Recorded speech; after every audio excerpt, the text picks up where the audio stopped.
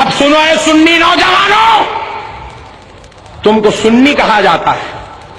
ہمارا سنی بھائی کیا کرتا؟ بدعقیدے کے پیچھے نماز نہیں پڑھتا. پڑھتا نہیں پڑھتا، نہیں پڑھ کے الگ جماعت بنا کے نماز پڑھ لیا یا الگ نماز پڑھ لے کے جاتے رہا. تو ایک بیچ کا آدمی ہے، انہیں سنی ہے نا، وہاں بھی ہے، بیچ کا ہے. ایسے بہت زیادہ ہو گئے آج کے زمانے میں. انہیں بلا کے پوچھتا رہے میں ادھر میں دیکھا جماعت میں تم نہیں پڑھے، امام صاحب کے پیچھے الگ نماز پڑھ کے بھاگ جا رہے ہیں. کئی کو سنی اور سمجھو سنی کس کو بولتے ہیں. خدا کی قسم آج کے اجتماع کا مقصد سمجھا رہا ہوں آپ کو. سنی کس کو بولتے ہیں سن لو. بولے کہ میاں تو نماز ان کے پیچھے نہیں پڑھا، الگ پڑھ لیا، کیا بات ہے؟ جی ہاں میں ان کے پیچھے نماز نہیں پڑھتا، میری نماز نہیں ہوتی ان کے پیچھے. بولے کئی کو؟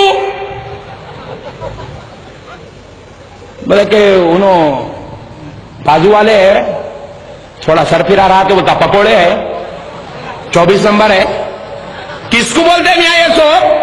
بولے نو فاتحہ نہیں دیتے، نو سلام نہیں پڑھتے، نو درگاہ کو نہیں جاتے، نو عروس نہیں کرتے، نو کنڈے نہیں کرتے، نو 11ویں نہیں کرتے، نو 12ویں نہیں کرتے. بولا یہ ہمارا سنی بھولا. اس کے اتنا بھولا تو پوری کائنات میں کوئی پیدائش نہیں ہوا. پورے بھولے ایک جگہ جمع ہوئے تو اہل سنت بنتی. اتنا بھولا، انہوں فاتحہ نہیں دیتے، درگاہ کو نہیں جاتے، سلام نہیں پڑھتے، وہ نہیں کرتے، یہ نہیں کرتے، ایسے بات نہ کرا. تو انہیں پلٹ کے ایک ہی جواب پوچھا، سوال پوچھا رہے میاں فاتحہ دینا فرض ہے کیا؟ سلام پڑھنا فرض ہے کیا؟ درگاہ کو جانا فرض ہے کیا؟ پوچھتے کہ ہلو بھاگ گیا بازو سے.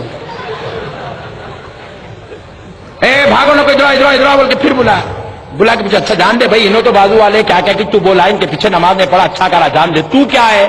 بولو سنی. کس کو بولتے؟ درگاہ کو جانے والے کو بولتے، فاتحہ دینے والے کو بولتے، سلام پڑھنے والے کو بولتے. بولے درگاہ کو جانا فرض ہے کیا؟ واجب ہے کیا؟ فاتحہ دینا فرض ہے کیا؟ پھر پوچھتے نے بولا ٹھہرو احمد نقشبندی صاحب کو پوچھ کیا تو بول کے بھاگ گیا. اے نوجوانوں اللہ کے واسطے اتنے بھی بھولے مت بنو کہ تم کو خود کو تمہارا تعارف یاد نہیں ہے. یاد رکھو درگاہ کو جانے والے کی وجہ تم درگاہ کو جاتے ہو اس کی وجہ سے تمہیں سنی نہیں بولا جاتا. تم فاتحہ دے تو اس لیے تم کو سنی نہیں بولا جاتا. تم سلام پڑھتے ہو اس لیے تم کو سنی نہیں بولا جاتا. تم جو ہے جھنڈا چڑھاتے ہو اس کی وجہ سے تمہیں سنی نہیں بولا جاتا. یاد رکھو فاتحہ سے، سلام سے، درگاہ سے، پھول سے، چادر سے، جھنڈے سے سنیت نہیں ہے. تم سنی ہے اس لیے فاتحہ دیتے ہو. فاتحہ سے سنیت نہیں ہے، سنیوں کا لیے فاتحہ ہے. سلام سے سنیت نہیں ہے، سنیوں کے ہتھیار کا نام سلام ہے.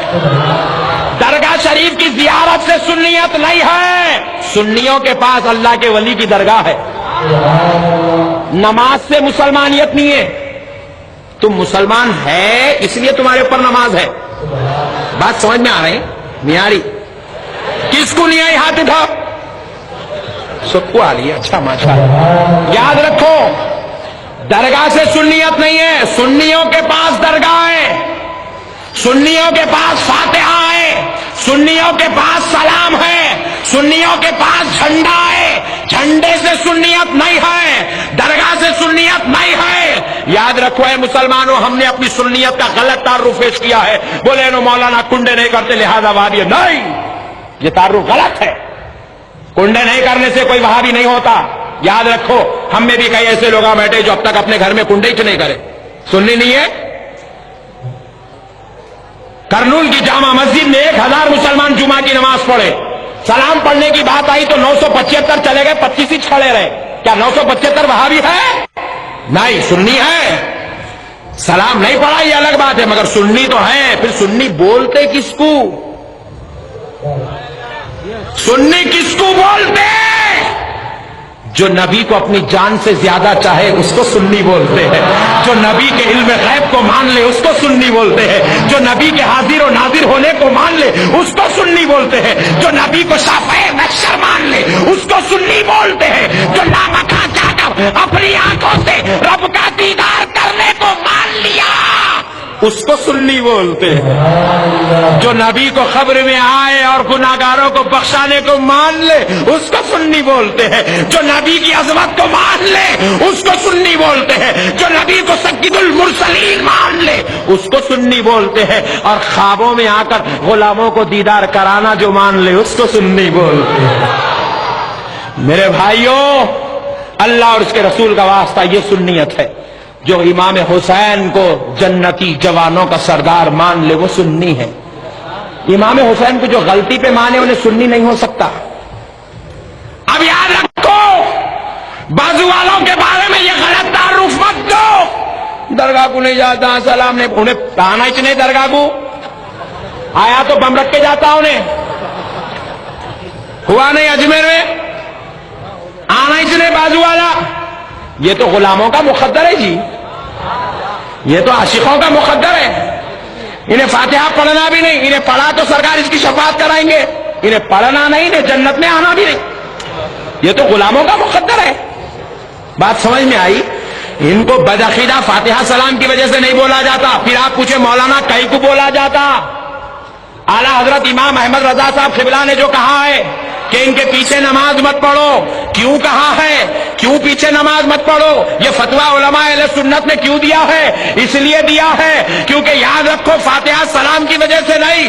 انہوں نے کہا یہ بدعقیدہ ہے. پوچھے بدعقیدہ کس کو بولتے ہیں؟ جو نبی کے علم غیب کا انکار کر دے وہ بدعقیدہ ہے. جو نبی کو ان پڑھ لکھے وہ بدعقیدہ ہے. جو نبی کو گناہگار لکھے وہ بدعقیدہ ہے. جو نبی کی قبر کی حیات کا انکار کر دے وہ بدعقیدہ ہے. اس مجلس میں آمد مصطفیٰ کا جو انکار کر دے وہ بدعقیدہ ہے. یہ قوم بدعقیدہ ہے کیونکہ یہ گستاخ رسول ہے. بات سمجھ میں آئی بھائی؟ کیا ہے بولو؟